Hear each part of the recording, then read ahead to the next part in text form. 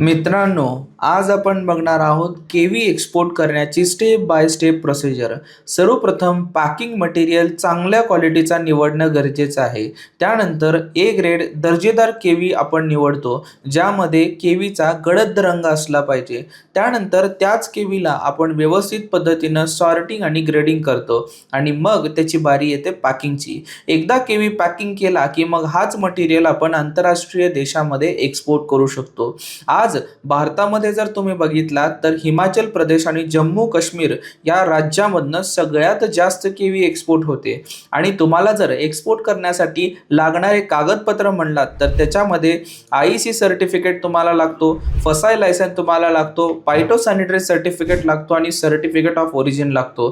त्यानंतर त्याच पॅकिंगला आपण कंटेनरमध्ये लोड करतो. आणि अशाच इम्पोर्ट एक्सपोर्टच्या नवनवीन रील बघण्यासाठी आत्ताच मला फॉलो करा आणि ही रील तुमच्या त्या मित्रासोबत शेअर करा ज्याला केवी एक्सपोर्ट करायचं आहे. जय महाराष्ट्र.